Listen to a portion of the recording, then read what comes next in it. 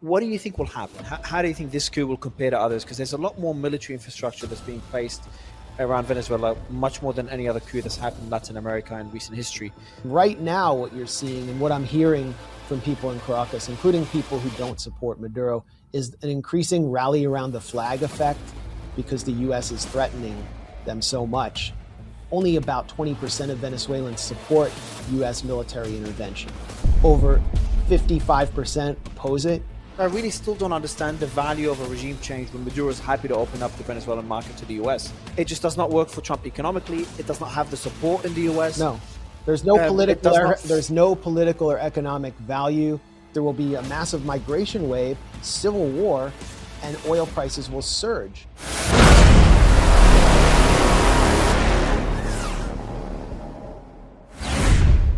I want to discuss Venezuela. And we literally had an argument. They're like, Mario, no, we got to talk about Epstein. And then when you said, no, guys, I prefer to talk about Venezuela, I was celebrating. Good. Well, I thought you were the man in charge over there. So, well, yeah. Talking about Venezuela, let's start with, I want to dig into the history of kind of one of the main scapegoats being used for the regime change, or at least what I see as a scapegoat. And that's the Cartel of the Suns. You've covered it pretty extensively, of how it started in the 1980s, I think late 80s, and how it became what it is today, if it is anything today. Can you tell people about the Cartel of the Suns, which has been designated by the US as a designated global terrorist group and as a foreign terrorist organization as well? Well, the Cartel of the Suns was completely unknown to Americans until the designation by former Attorney General, he was Attorney General in the first Trump term, William Barr, who happens to have been a CIA officer CIA kind of legal advisor who wrote the pardons for the Iran-Contra felons. And Barr finessed an indictment finessed a bounty for Nicolas Maduro and several other figures associated with his government, Diosdado Cabello, for drug trafficking. This is part of a wider agenda to reshape the regime change program under the auspices of the familiar war on drugs, which has always been cover for U.S. imperial control, particularly in the Western Hemisphere. So the bounty started out on Maduro, I think, at $25 million. And it said he was the head of something called the Cartel of the Suns. And what they did at the DOJ, working with U.S. intelligence, was just dust off the name of an old cartel that U.S. intelligence had actually created. The CIA created the Cartel of the Suns during the Reagan administration, alongside the DEA, in order to supposedly allow the DEA to monitor drug trafficking routes and identify major drug traffickers inside the United States by, in their words, letting the dope walk. So that meant going to Venezuela, tapping two of the main contacts from inside the Venezuelan National Guard, one of them named Ramon Guillen Davila. He was sort of the whistleblower on this. And this was before Chavez was elected president. This was under the old kind of punto fijo pro-US government. And they asked them to allow shipments of cocaine to pass through Venezuela in order to reach the United States. This is something the DEA and CIA were doing throughout Latin America. But this got exposed. 2 CIA officers were fired. Tim Weiner, who's now sort of the preeminent historian of the CIA, exposed this in 1990 at the New York Times. Then 3 years later, Mike Wallace did a special on it for 60 Minutes featuring General Guillen speaking on camera about how they shipped actually much more cocaine into the U.S. than was previously thought, over 20 tons. So this actually had an effect on the drug market in the United States and on the population of the U.S. And then the Cartel of the Suns sort of slipped away and disappeared out of the public's attention. Venezuela had not been thought of as a major drug trafficking route. or it's certainly not a producer of cocaine like Colombia, and definitely not a place where fentanyl is produced or trafficked. It tends to, the ingredients, the base level ingredients come according to the official story from China, and they're trafficked through the US-Mexico border. But Hugo Chavez, when he was president of Venezuela, he had a discussion program every week, sometimes more than a week, called Allo Presidente, where he would just address the nation through fireside chats. And in, I think it was 2007, he mentioned in one of these broadcasts that he had learned of a Pentagon proposal to label Venezuela as a major narco-trafficking entity in order to promote regime change. That didn't happen at the time, but it was prescient, because after the failure of the 2019 scheme to install Juan Guaidó as president and the failure of the military coup that Guaidó and his mentor Leopoldo Lopez staged in Caracas in April. Can you before you, I don't want you to skim through this. I think a lot of people don't know what happened in 2019. The attempted uprising with barely 24 soldiers that defected, so it wasn't really an uprising. Can you break it down to the audience of the regime change attempt by the US in 2019? Well, I'll quickly go back further. Chavez was elected in 1998. He was extremely popular. He was responding to conditions which I can address later, where close to 70% of the population was in poverty, and much of the population was disenfranchised. 4 years later, the same forces, including Maria Corina Machado, that are being weaponized by the US to do regime change in Venezuela, staged a military coup, removed Chavez briefly, took him out to an island. They signed something called the Carmona Decree, named after the person who is supposed to be the new president, who is just a Venezuelan business executive with no popular base, Pedro Carmona. And then the population marched on Miraflores Palace and basically surrounded the palace, demanding Chavez return, and he was brought back, and that was the end of that. And after that, there were a series of regime change attempts. La Salida was a major attempt, starting with Maria Corina Machado's party, Sumate, which was funded entirely by the United States government through the National Endowment for Democracy, to depose Hugo Chavez through a popular vote or referendum. That failed. There were riots. What year was that? That was 2000. Her attempt started in 2004 at the height of Chavez's popularity, and it never came to a vote. However, I mean, it's worth mentioning because it's always said Chavez was this dictator and Maduro was a dictator. Chavez held a referendum to grant him greater powers under the Constitution in, I believe, 2008, and that lost. So there were votes that went the opposition's way. But every time they tried to do something undemocratic, they staged these riots called guarimbas, inspired by La Salida throughout 2013 and 2014. They really damaged the Venezuelan economy. Hundreds of people were killed on both sides. That ultimately failed. Then the National Assembly, which was elected, dominated by the opposition, backed by the United States, started enacting a series of measures in order to bring about U.S. military intervention. They actually called for intervention, declaring Venezuela to be a humanitarian emergency after U.S. sanctions started coming in 2015. And they then began to make way for an alternative government. The figure who is previously unknown, who was sort of placed at the fore of the Venezuelan National Assembly in 2017, was Juan Guaidó.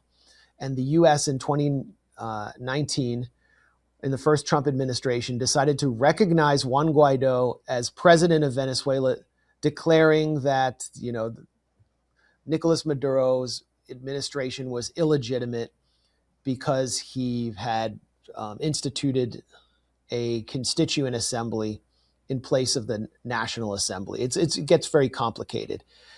And it wasn't constitutionally valid. Guaidó was unknown, unpopular in Venezuela. But the point of making him an alternative government was that it allowed the United States to begin seizing Venezuela's embassies around the world, to deepen the sanctions, and then to deploy a series of legal maneuvers to steal Venezuela's largest foreign asset, Citgo, which was worth over $80 billion, claiming that it was the alter ego of Venezuela's state oil company, PDVSA, which they had put under sanctions. And this is part of the economic strangulation of Venezuela, which was only possible by recognizing a figure like Guaidó as president. It also led to protests. And then in February of 2019, the United States, through USAID, working with Juan Guaidó, staged the first attempt at a kind of invasion of Venezuela, but they called it a humanitarian intervention, claiming that conditions in Venezuela were so bad they needed these USAID trucks to ram across the Colombian border and save them. The trucks had barely enough aid to support a small town for a couple days. I was in Venezuela at that time. There was no humanitarian emergency, although the sanctions were causing economic pain. You could still get food. It wasn't an issue. It was just a stunt in order to embarrass Maduro and to shatter Venezuela's sovereignty. And it wound up blowing up in the opposition's faces. The trucks never made it through. And at the end, all of these hooligans who had been brought into Colombia by narco cartels like Los Rastrojos, alongside Guaidó, set fire to the aid and then attempted to blame Maduro. I was the first journalist to call this out in English and to expose how they burned their own aid. And the New York Times ultimately corroborated my story. So this is hugely embarrassing for the opposition. Photos emerged of Guaidó posing with cartel members from Los Rastrojos. It looked very bad for him. And, he started getting negative press in the U.S. The Washington Post had a headline, "Juan Guaidó is losing momentum." So he stages a coup in April 2019 with his mentor, Leopoldo Lopez, one of the figures who signed the Carmona Decree and was in Miraflores for the military coup in 2002. He comes from a very wealthy oligarchic family. His father is a member of parliament in Spain. And they managed to recruit, as you said, like 20 to 40 soldiers who were all quickly captured and imprisoned. And that was pretty much a wrap, although Guaidó stayed around for a while. He's now supposedly a professor at Florida International University. Why didn't Maduro arrest him in 2019 when the coup failed? Because Maduro, so when you're a leader and there's someone attempting it too, you'd expect to be arrested. Because Maduro is such a brutal dictator that he allows Guaidó to ride around all over the country on a motorcycle and allows Maria Corina Machado to be there while they're both involved in a plot to steal Venezuela's assets and to support military strikes by a hostile foreign country on Venezuela, yet they're still free. It was because if Maduro or his security forces arrested Guaidó or Maria Corina Machado, it would have played into the hands of the United States and the narrative they wanted of them as these dissident freedom fighters who are languishing in Venezuelan torture chambers. So they allowed them to organize and allowed them to even run election campaigns under harsh sanctions, things that the United States would never allow, or European countries would never allow happen inside their own borders. And the person that was helping Juan Guaidó in 2019 in that coup was also involved in the 2002 coup as well? Absolutely. I mean, at every step of the way, Leopoldo Lopez was there. He was the architect, the mastermind of this radical opposition that the United States trained, funded through CIA assets like Gene Sharp's Einstein Institute, Canvas, which helped train various architects of the color revolutions in Eastern Europe. USAID was funding them to the hilt, and the National Endowment for Democracy, the regime change arm of the US government, was funding them. So they created this radical opposition out of whole cloth in place of the traditional Venezuelan opposition, which the US saw as too weak. They thought, oh, well, they're just going to play within the confines of the system under Chavez and vie for elections. They're not in favor of sanctions, and we need to remove this socialist-oriented government before they start making an impact across the continent. There are opposition figures in Venezuela today who are not with Nicolas Maduro, do not agree with his agenda, are not of this kind of socialist mindset, like Henry Falcone, who was a governor, has a popular base in Venezuela, and the United States actually threatened to sanction him, personally sanction him if he ran for president, simply because he opposes sanctions. He's part of what I would call the patriotic opposition. And so the US tries to ice out anyone who isn't from the radical opposition that Lopez controls. And Lopez is really the bridge between Madrid, Washington, and Caracas, bringing together the traditional neo-colonial forces to bear on Venezuela. He was also, his first cousin is a very influential figure who, it appears he helped orchestrate the spectacle of Maria Corina Machado in Oslo receiving the Nobel Prize. His name is Thor Halvorsen, and he's from Norwegian Venezuelan aristocracy. He heads a group called the Human Rights Foundation, which is sort of a more hardline version of the human rights industrial complex mainstays like Amnesty International or Human Rights Watch, which focuses exclusively on promoting regime change in countries where the US and Europe want it. So that's what. Why do you think the regime changes in 2002 and 2019 failed so miserably? I'm not saying failed as in the country collapsed like we saw in Libya, Syria, but failed as in they weren't able to depose Chavez and then Maduro. Well, there is one common thread between 2002 and 2019, which was a major factor. Hugo Chavez came from the military. Hugo Chavez comes from a very poor background in the Venezuelan llano, the flat plains, where the kind of traditional Venezuelan llanero music comes from. And he managed to work his way up into a officer level position in the military and earned a lot of respect at the highest levels of the military, while he was also kind of becoming a self-educated autodidact who ultimately earned 2 master's degrees.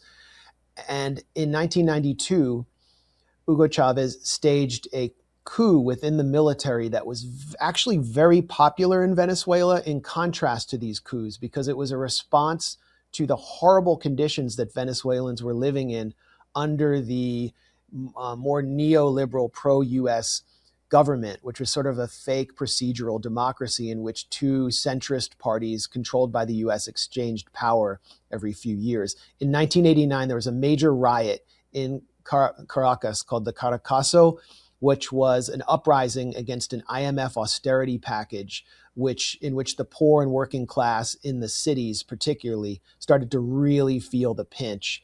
And Chavez said, we have to have a new system that will take our oil wealth and begin to distribute it to people to lower the price of transportation, to pay for education, to improve the healthcare sector, and so on. And so when Chavez came in, that was his agenda. And before US sanctions were imposed on Venezuela, he had reduced extreme poverty by 60%. So in 2002, a part of the military removed Chavez working with these upper class elements that are represented by Leopoldo Lopez.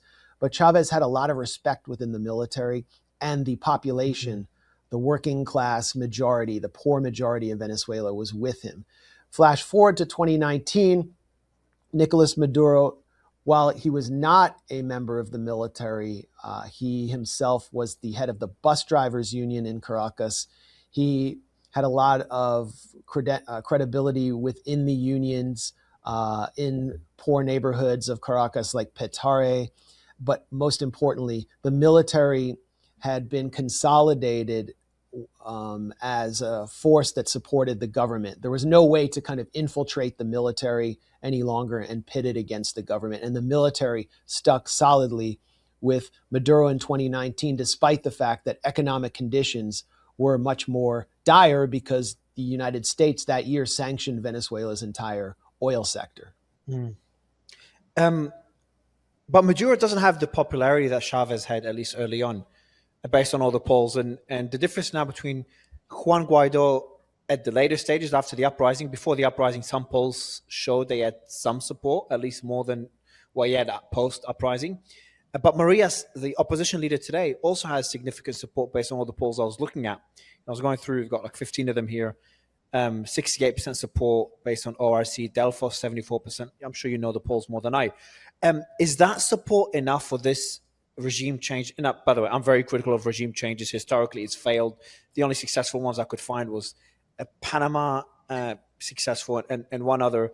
All the others were a failure in which they did not help the US, did not reach the US's goals, or the country just collapsed like we saw in the Middle East. But I want to try to look at this one objectively.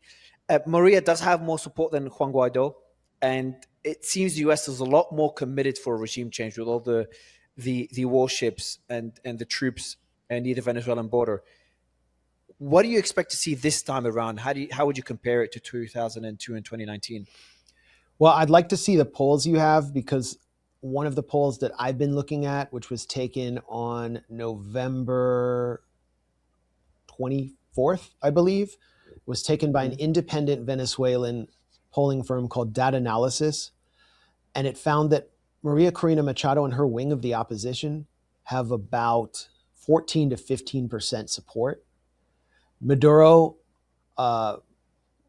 hovers like around 20% or below. And then the rest of the population is undecided. And most of the undecided disproportionately are young people. I can tell you just anecdotally or from personal experience, I was in central Caracas for a referendum in early 2019. No, sorry, I believe it was early 2019. And it was a call for people to come and just sign a petition against US intervention. And I saw an endless line of people coming down from the hillsides of Caracas, where the poor live, to sign this petition. And they were disproportionately older people. I would say people over 45 for sure, but mostly over 50. And these are people who lived through the period that I mentioned, where there was the Caracazo, the IMF austerity packages, and they felt that they had been lifted out of, if not lifted out of poverty, their conditions had improved, and they'd been given a modicum of pride as Venezuelans under Hugo Chavez. And they are the Chavista base. They're mostly older, they're mostly poorer. And then you have like rural campesinos who just marched with Nicolas Maduro 2 days ago. So there is a popular base there. It's a very strong. What about the younger generation that's undecided? What's their perception of the US? Their perception of it is social media.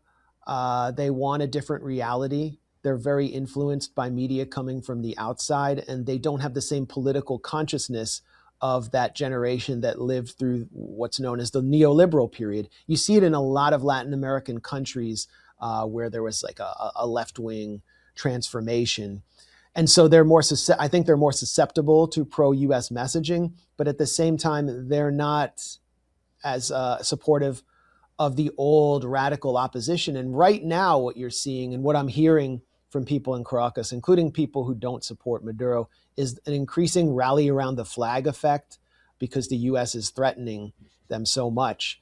And like what we saw in Iran. Yeah, you saw that in Iran, but it was much more severe because civilians were actually being killed. I mean, if that happens in Venezuela, for sure, there will be a noticeable rally around the flag effect. But just based on the data analysis poll that I mentioned, only about 20% of Venezuelans support US military intervention.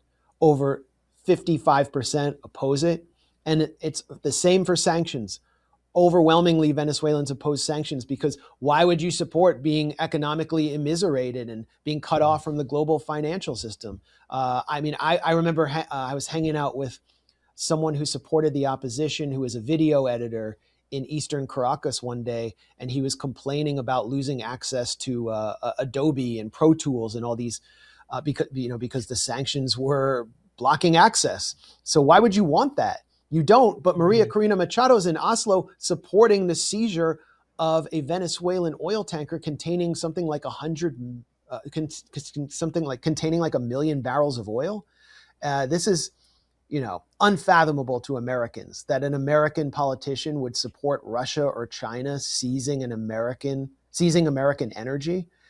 And the Venezuelan public's largely against it as well. Venezuela is a much more complex society than we are allowed to understand.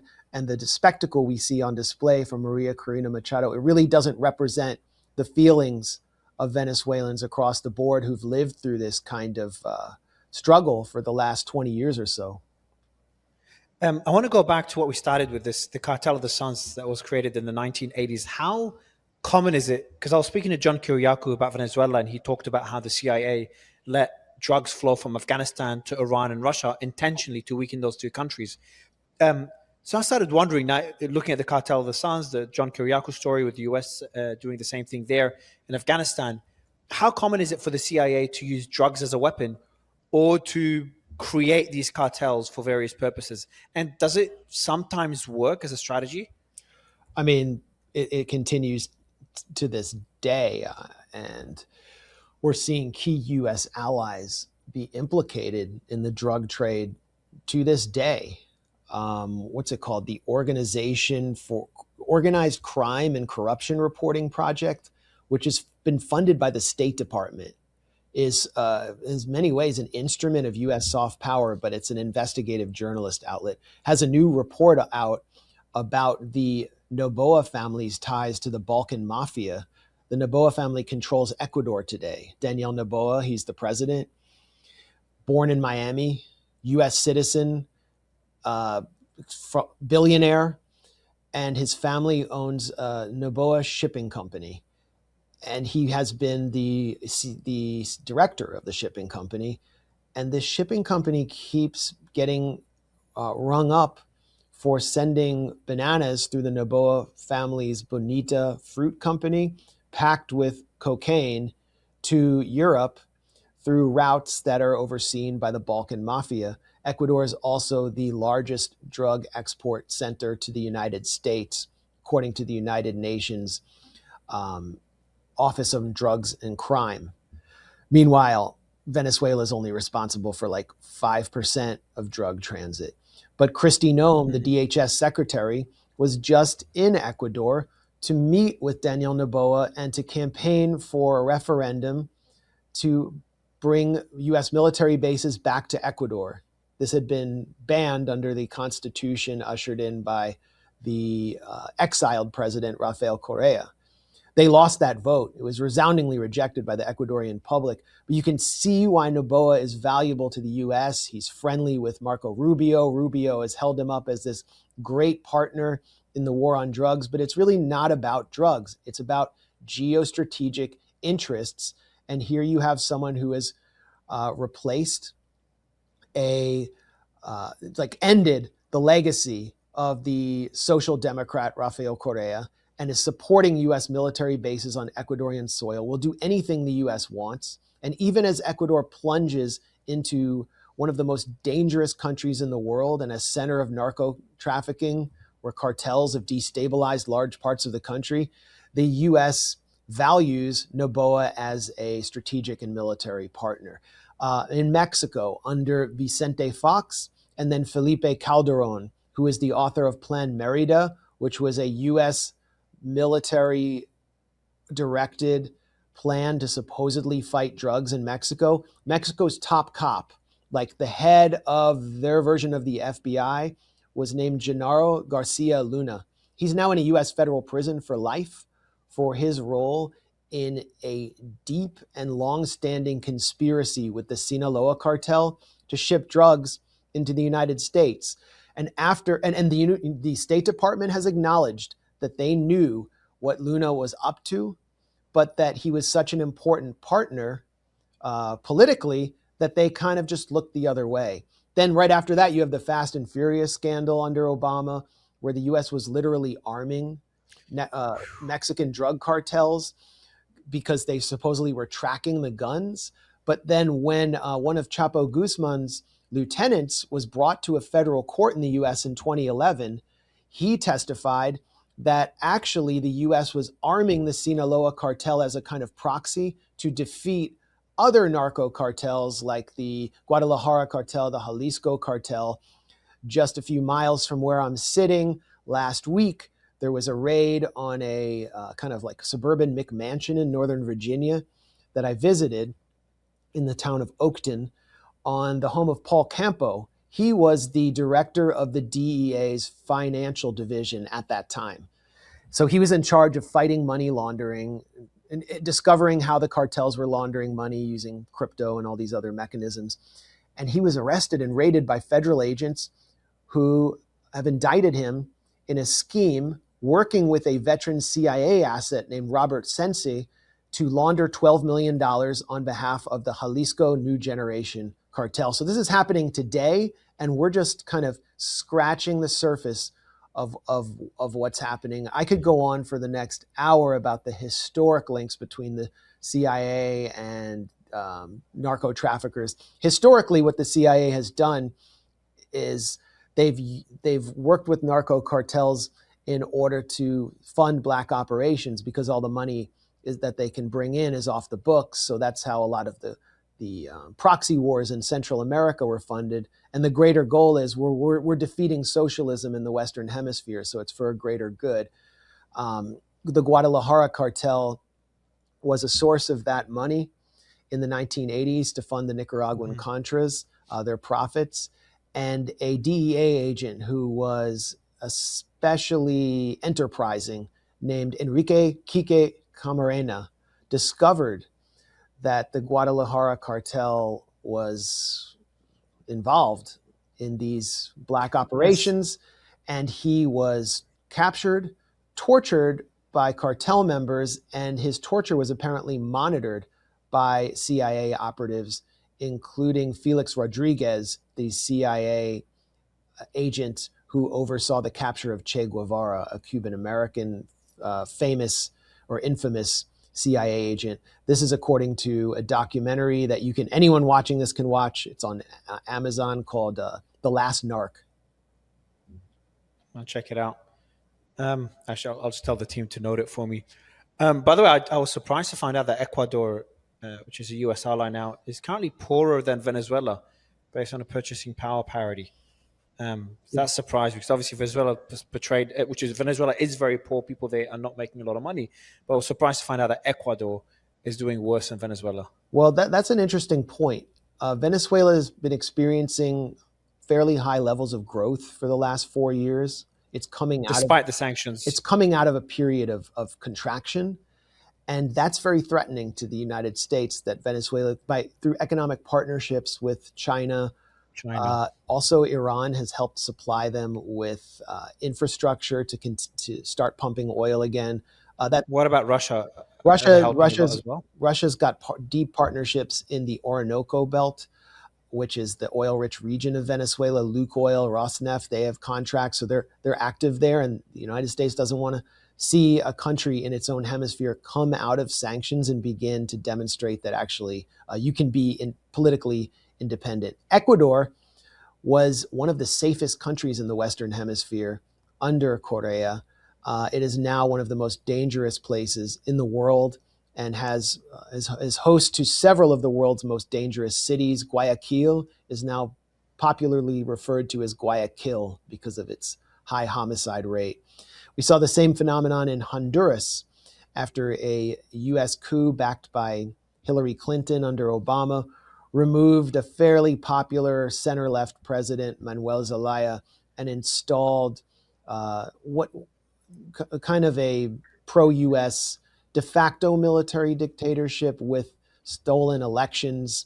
And the final president of that regime or that era was Juan Orlando Hernandez, who was basically transforming his country through the institutionalization of the cartels into a federal, or integration of the cartels into the Federal Republic, into one of the most unsafe places in the Western Hemisphere. San Pedro Sula, I mean, that city was one of the most dangerous cities, and also had massive migration. So we saw these caravans come out of Honduras, of poor, desperate people during the Juan Orlando period, and it fueled a lot of anti-immigrant sentiment in the US. I mean, it's just not comfortable for working class Americans to see these large caravans of poor people coming north seeking jobs. And I think that helped actually fuel the rise and return of Donald Trump. And we haven't even talked about the Venezuelan migrants and the Venezuelan gang situation, but that's another factor here in this whole regime change scenario. It's fascinating. The West loves to criticize Russia for their interventionism in their, region of influence. And seeing what the US has done in Latin America is just incomparable to what Russia's done in their orbit. And obviously China's done very little in their orbit beyond Taiwan and Hong Kong. So it's I was also researching the Panama coup to kind of compare it to what's happening now in Venezuela. That's another coup. And that's a crazy story as well. So the leader there, the president, was a CIA asset that went rogue, and that led to a coup as well, which is just insane to imagine. Looking at Venezuela today, kind of bringing it back to what's happening now. What do you think will happen? How do you think this coup will compare to others? Because there's a lot more military infrastructure that's being placed around Venezuela, much more than any other coup that's happened in Latin America in recent history. And the problem, though, of Venezuela is a very densely populated region, but also, it's similar to Vietnam. It's got these jungles, it's got these mountainous regions. It's a very, very large country. So I just don't think a military coup would work, militarily speaking. There's only 18,000 troops there in Venezuela. I had Larry Johnson on the show yesterday. He made the comparison. In Vietnam, there was 500,000 troops total, U.S. troops in that war. In Venezuela right now, around Venezuela, there's 18,000 troops that were stationed. Would you agree that a military intervention, as in a mass military intervention, an invasion of the country, is off the books as an option? I'd be shocked. I don't want to say anything's off the books, especially with this administration, but I would be shocked if they sent boots on the ground into Venezuela. The first U.S. soldier that is killed will lead to massive political backlash in the U.S. This war is already more unpopular in the U.S. than it is in Venezuela, where it's very unpopular. Over 70% of the U.S. public opposes military action against Venezuela. Less than 20% of Americans, this is according to a November 24th YouGov poll, less than 20% of Americans see how Venezuela is a threat to the United States. And it's not. But the Trump administration doesn't really care about the American public. It cares about this tiny clique in South Florida, the Cuban American and Venezuelan American right wing that control a few important districts that makes Florida a swing state that keeps turning red. That's all they care about. And that clique is led by Maria Elvira Salazar and Carlos Jimenez, two members of Congress, who are the only members of Congress that the Trump administration's listening to. And Marco Rubio comes from that world. He comes from Doral, Florida. And that's his life dream. It's like Netanyahu's dream is to see regime change in Iran, to close the Iran file. Marco Rubio's dream, it's actually not Venezuela, it's Cuba. He wants to come back to Cuba on the back of a white horse and march in and be hailed as a liberator, which won't happen. But Venezuela is key to that. That's why the oil tanker that was seized was one that was heading to Cuba, because this is ultimately about deepening Cuba's energy crisis and deepening Cuba's blackout crisis and tormenting the population of Cuba even further, because Cuba has depended heavily on energy and support from Venezuela. They also would like to see regime change in Nicaragua. Now, can they achieve this with the military force that's there? Politically, as I said, if U.S. troops are lost, this will be a disaster for Trump and for all the Republicans who support it. Will they do targeted strikes?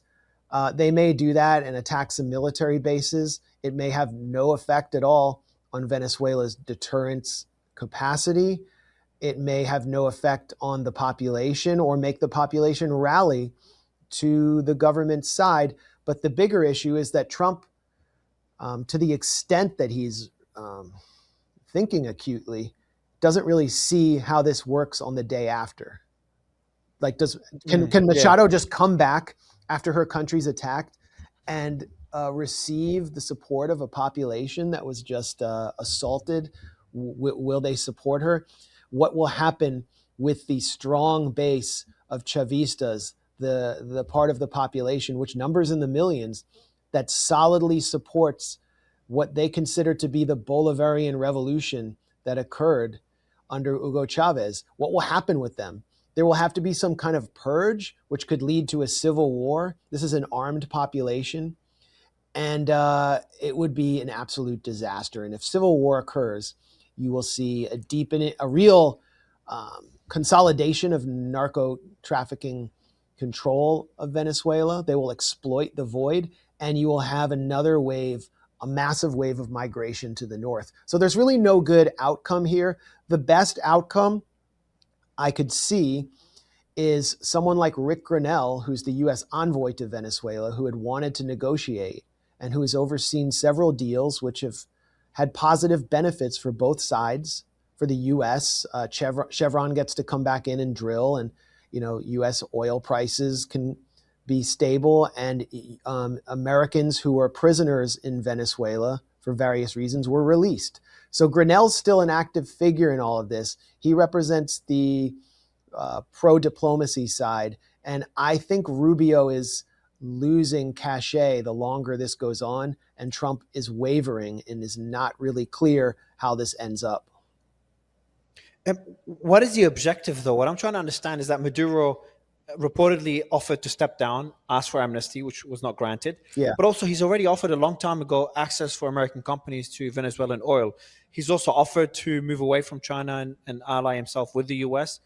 And similar to what we saw with Juan Guaidó, he did not arrest him. He took the path that led to his regime surviving. And if the path right now for his regime to survive is to get closer to his arch enemy, the U.S., I think he would do it. Wouldn't that be a good solution, a good result for the U.S.? But what's the purpose of the regime change then?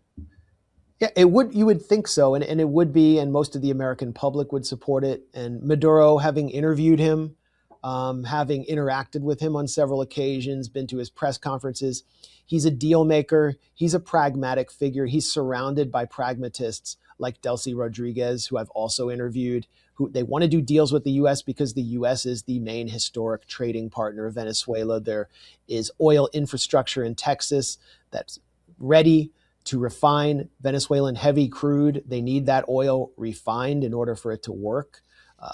So they're happy to work with the United States.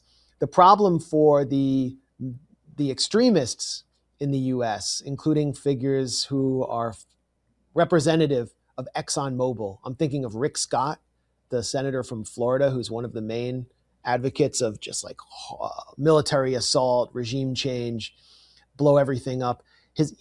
All of his campaigns are funded to the hilt by Exxon. You have the think tank here in Washington, the Center for Strategic and International Studies. They're a front for Exxon. What they can't go and work in Venezuela because by law in Venezuela, the state owns the main oil company, PDVSA, and uses it to fund social programs and communes and so on. That's part of the appeal of Chavismo to the poor. And so you can only be a minority partner in a win-win deal with PDVSA, but it would still be, it's still good enough for Chevron. And there are many business interests in the US that would like to go in under the current conditions. The reality also for the oil industry is, and you see this acknowledgement in industry journals like oilprice.com, regime change, the instability it will bring will cause oil prices to surge inside the United States. And they won't come down until sanctions are fully removed. And you can see how hard it is to remove sanctions with what's happening in Syria, where there's been regime change. There's now a kind of US puppet administration there, or pro-US administration willing to do whatever the US wants, but they still are struggling to get all of the sanctions out and open up. Oh, wow, the sanctions, there's still a lot of sanctions, US sanctions on Syria. I thought they've been removed. Al-Shara was in the White House not long ago, it took, praised by Trump. It took like almost a year to do that. And, all of the degradation of Syria's oil infrastructure and business community is going to take many more years to repair. So I'm saying it would be much easier to do this, but there are ideological interests within the oil industry. And then you have this South Florida, Miami mafia. And, if you really want to know what the agenda is, just read the tweets of Maria Elvira Salazar or Carlos Jimenez. They say it openly that it's not about drugs. They'll throw in, oh yeah, they're drug traffickers, but they openly say this is about toppling the governments of Venezuela, Cuba, and Nicaragua. That's what this is about. And once Venezuela is toppled, then they can move in for those other countries. I still don't understand. I'm trying to really figure out the logic there. Why a regime change? If that is the objective, I'm happy to even question that, even though it looks obviously like a regime change, especially with the oil tanker now being seized. David Marcus put out a post on Fox News just a few days ago. I'm not sure if you've seen it, where he says Trump's aggression towards Venezuela is a warning to Putin. His goal was to show Putin that the US could target his allies around the world. And within minutes of that being posted, Trump reposted it on his Truth Social. Got a bit of attention, but not too much. The op-ed didn't make too much sense to me. I'm trying to fish for something, because I really still don't understand the value of a regime change when Maduro is happy to open up the Venezuelan market to the US. I just see that, oil prices are up, inflation's up, goes against Trump's goal of keeping the stock market humming and keeping interest rates or getting interest rates lower. It just does not work for Trump economically. It does not have the support in the US. No, there's no political or economic value. Ultimately, it only serves the ideological zealotry of a fifth column in the United States based in South Florida that sees the United States simply as an aircraft carrier. Max? Sorry? You think they have that much influence, though? Within the GOP, they hold the key to Florida, but I still think it's possible for Donald Trump, a singular figure like Donald Trump, to just turn the USS, to turn this aircraft battle carrier group around and make a deal. I still think it's possible. And the political consequences will be more severe if he does what they want, because there will be a massive migration wave, civil war, and oil prices will surge. And if they do, so I think you'd agree with me that some sort of deal, Trump likes to see himself as a deal maker, he's trying to be the peace president. So some sort of deal is the most likely scenario, despite all the military presence that's there, having obviously Gerald Ford there, having 18,000 troops, having 12 warships in total around Venezuela, including a nuclear sub, is a lot. And John Kiriakis said, whenever you want to see what the intentions are of the US, just look at the naval movements. But it seems that you're also leaning that Trump is seeking some sort of deal with Maduro, is trying to place as much pressure on Maduro as possible. And now we're seeing economic pressure with the seizing of the vessel, the Venezuelan vessel with the oil, to be able to reach that deal. So you still think that is the most likely scenario? And what would you say is second? If that's the case, what would you say is the second option? If there is some sort of regime change, could we see some sort of decapitation strike by the US? And could that work if we look at historical examples?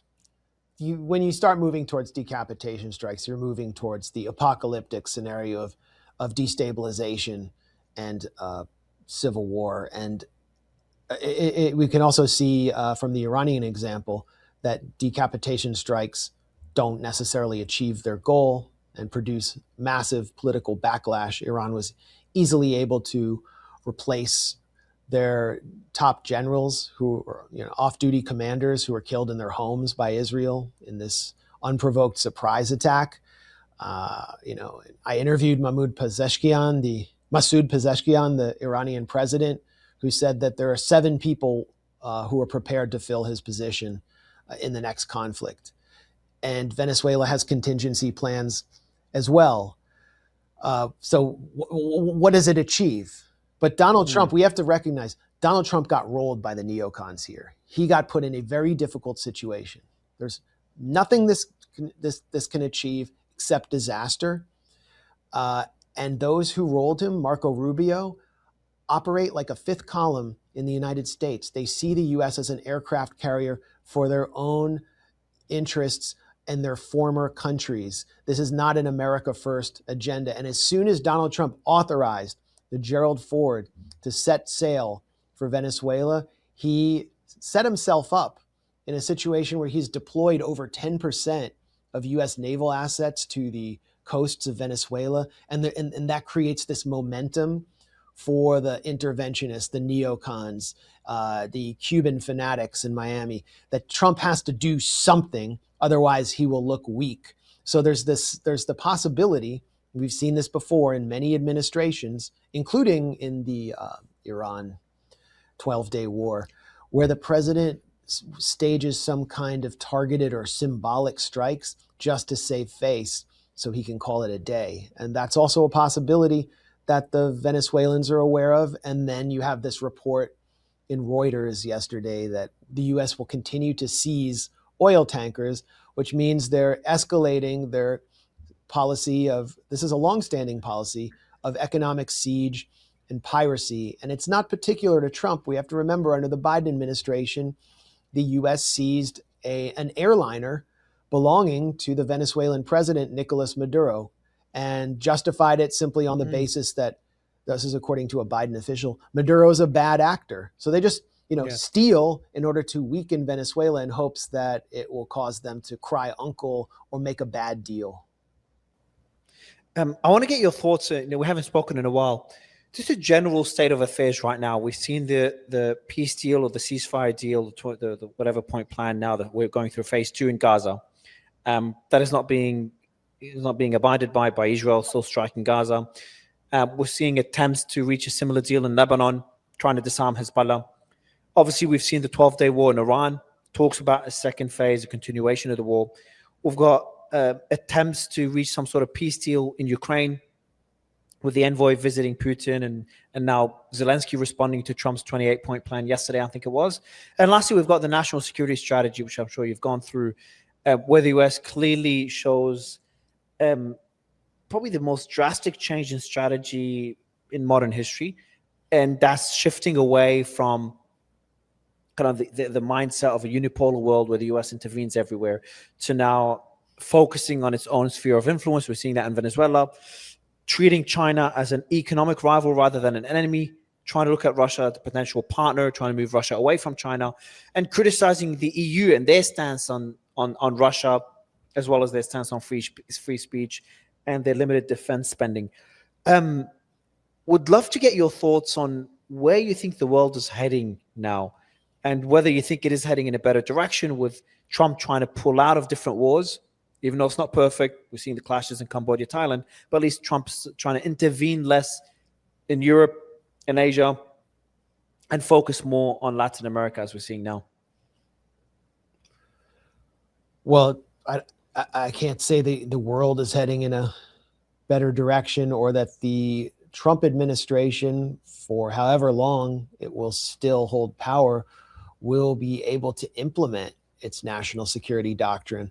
But I think the Venezuela intervention is a reflection of the thinking in the Trump administration that went into this doctrine. It's the thinking of Elbridge Colby. It's the thinking, to some extent, of Marco Rubio, who made some really unexpected comments about the need to recognize that we live in a multipolar world. They don't want to confront Russia. They see it as sort of a distraction, that Russia can be worked with. They believe Israel, Colby, for example, sees Israel as a hindrance on U.S. imperial interests, and that it's dragging the U.S. into conflict with Iran, so there can be a deal with Iran, and that China cannot be militarily confronted and must be seen as a near-peer economic competitor. And then you have the Western Hemisphere, and that's their pole, that they see that as their domain. So they have ushered in a kind of Monroe Doctrine 2.0, misinterpreting the meaning of the original Monroe Doctrine, which was intended to make sure that none of the major colonial powers from Europe could seize territory in Latin America and use it to threaten the United States. This was at a time when the United States was not a major naval power, was not one of the great powers in the world. John Quincy Adams was one of those who supported the Monroe Doctrine at the time, and would have been deeply opposed to every intervention that we've lived through in our lifetime. So this is a delusional concept of the Monroe Doctrine, and they justify it by saying we're keeping China out of the Western Hemisphere by attacking Venezuela. But we're going to see more war and more hostility in the Western Hemisphere under this doctrine. Donald Trump's direct intervention in the Honduran election and his pardoning of the convicted narco trafficker Juan Orlando Hernandez are also part of that mentality. Honduras is a very strategically significant country, the first banana republic, home to the largest U.S. base in the hemisphere outside of the United States, the Soto Cano Air Base. And so they want to keep it under their control. So Trump is just more nakedly, openly interfering than any U.S. president. He threatened to completely destroy the Honduran economy if they didn't elect his chosen candidate, Tito Asfora. Same thing happened in Argentina. The bailout to Javier Milei, $20 billion from the U.S. taxpayers and $20 billion more from private finance, has been justified as a means of keeping China out of Argentina. And Argentina was threatened with the decimation of its peso unless Milei's party performed well in parliamentary elections. So the Argentinian public was basically voting with a gun to its collective head. So that I don't see this as a good result for the Western Hemisphere. I don't believe the doctrine can be implemented unless a figure like J.D. Vance wins in 2028. And there's so much in the national security doctrine about wokeism, about cultural issues that really have implications for Europe. I think if immigration, if a figure like Vance wins, the EU is in trouble, and there will be tectonic shifts within the West. But the Trump administration is looking very weak right now. A bellwether we can look at is the mayoral election in Miami. Miami's been held for 30 years by Republicans because of the Cuban American vote and because of the, anti-communist bloc. And a Democrat just won. She's a centrist. She's not Zohran Mamdani, but she's now being attacked as some kind of communist. How does that happen? There's a huge backlash building against Trump, and you can feel it out in the streets, just talking to people from all walks of life because of the affordability crisis and the sense that he's just enriching and pardoning all of his cronies. And so how much longer will this clique even be in power? And if the Democrats come back in, you're going to have these kind of transatlantic fanatics like Jake Sullivan coming back into control of the National Security Council and the Pentagon. And I mean, they would like to wage war on Russia through Ukraine for the next generation. It's just funny. Obviously, I'm a supporter of democracy, but it's just funny when you have the president shifting every 4 years, you got the policy of the US shifting, and then people like President Putin will just wait for the next president that fits their requirements, better fits their requirements. And it makes it very difficult for countries, again, like Russia or other countries, including Venezuela, to make a deal with the US, knowing that Trump is going to be gone in 3 years and no one knows who's going to replace him. So while a democracy is great for not centralizing power, again, not talking about the swamp, the establishment and the government, it just makes it very difficult to have, and that's why people don't take the national security strategy seriously. That's going to completely shift maybe in 3 years. We just don't know. Yeah, I mean, also within the United States, like, where is our democracy when it comes to foreign policy? This is an area where the American public is not supposed to have any say. It's one reason why I founded the Gray Zone and I'm doing this work, is to democratize this issue, because the American public tends to be non-interventionist. It tends to favor diplomacy. The JCPOA deal with Iran, which Trump shattered, was popular among the American public, including among American Jews. So when do we get a say? We should have a national referendum on going to war with Venezuela, but we're not allowed to do that. And I think the American public also, because of our declining economic status, is and because of the fact that our population is just simply more international now, they're looking to the outside world and paying attention more to world news than they have before.